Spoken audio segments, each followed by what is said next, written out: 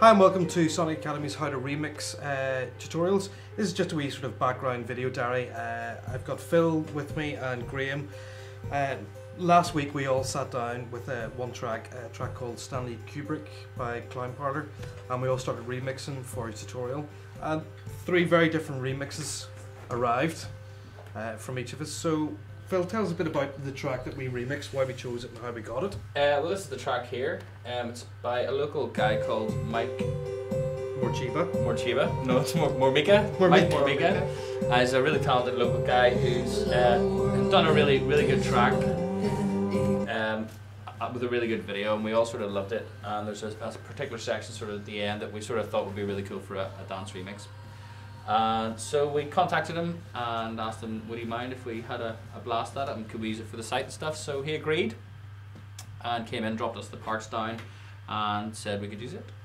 And tomorrow we're going to have a wee chat with Mike about his track, because recently he's released an album completely free on the internet. He's recorded himself. I want to have a chat to him about that process, why he did it and what's been the response and how what he's achieved from it. Yeah. So last week, to me it was a really interesting day. The 3 of us, Graham, Phil and myself, sat at our desks all facing each other and started the remix at the same time. And during the course of the day, every sort of 2 or 3 hours, we'd take headphones off and say, right, play back, and everybody would play what they'd done. And 3 really different remixes arrived. What did you feel about that day? I really enjoyed it. It was nice to have to be working on something that was completely different than maybe what we'd done before, and to be able to take something that that existed in a particular format when I got it, because it was just parts, and I wasn't really around at that initial point when you guys were looking at the track and choosing it as the one to do. So I only started by looking at the parts that we got, and just to point out, you didn't actually listen to the track prior to starting. No, I didn't. But I do that with all remixes. Yeah, absolutely. Why? Because I don't want to do an alternative version of the original track. Which is exactly what I did. I kind of look at doing all remixes as like taking the parts and using them as samples, and then building something around bits that stand out. You know, so there could be parts within the track that that aren't particularly kind of standout sections of the tune within the overall tune, but they could spark a really interesting idea when played on their own. So I intentionally didn't listen to the tune until I got to the point where things were pretty much arranged, all the parts that I wanted, and now were done, they were written, and so that it wasn't necessarily going to influence me on the way through. Is that a risky thing to do? Have you ever sort of went back to the original and went, or has it always worked out? No, because the way I always look at remixes is that you're not.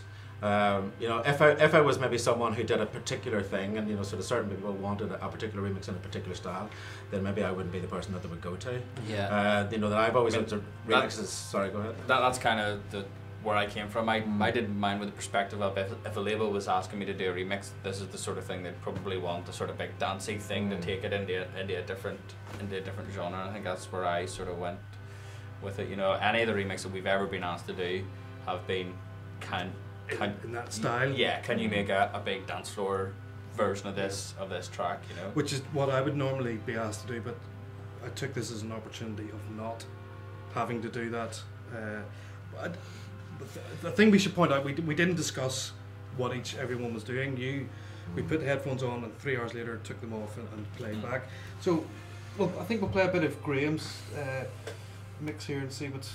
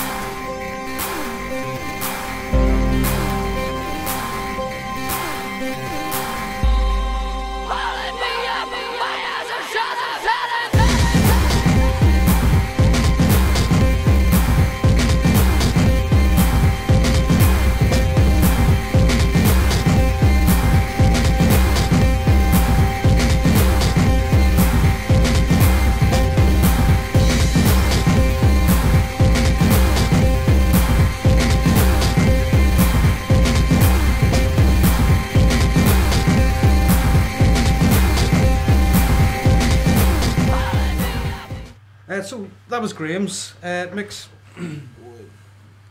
Really, I mean, I found it incredibly interesting. The whole take on it. What's the thought process? I think the general thought process was I came from it from a completely different angle, not necessarily someone approaching you to do a remix in you know, to kind of dance something up and do it in a particular style, you know, to make it kind of dance friendly.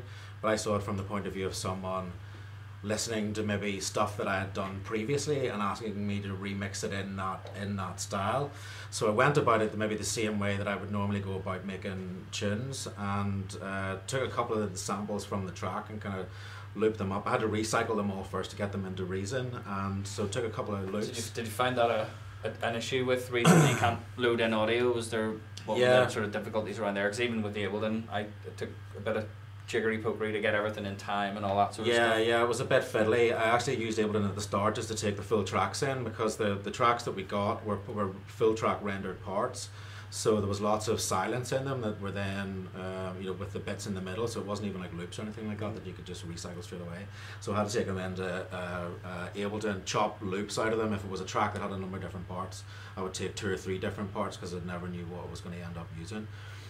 Put them into Recycle and Rex them up so I could then put them into Reason.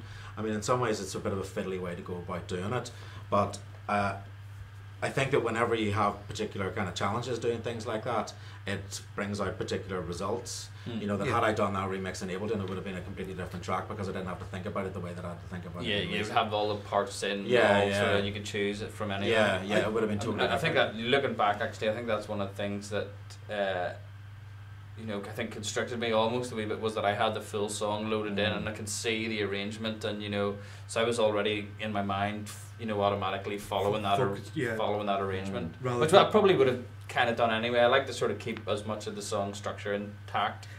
I think that the particular DAW that it was done in has lent itself to the remix that came out the other end. Yours is very choppy and glitchy and stuff. Yours is very loopy and sort of, you know, mine is, I think Logic lends itself to a range, you know, it's very elongated and goes through different more of a parts. progression. And so you mentioned you had a bit of jiggery pokery at the start, getting things in and getting... Yeah, let me see if we've got Ableton open here. Now, one thing I want to point out, I mean, there's not a lot going on there. No, there's not very many tracks. But it sounds... Yeah, well, do you want to have a playthrough? Yeah, of we'll this? have a playthrough. The world is what it eats, and at 8 o'clock work orange now deep in the meadow of its mind. It's kneeling, crying, it is dying. Oh, it needs a mother.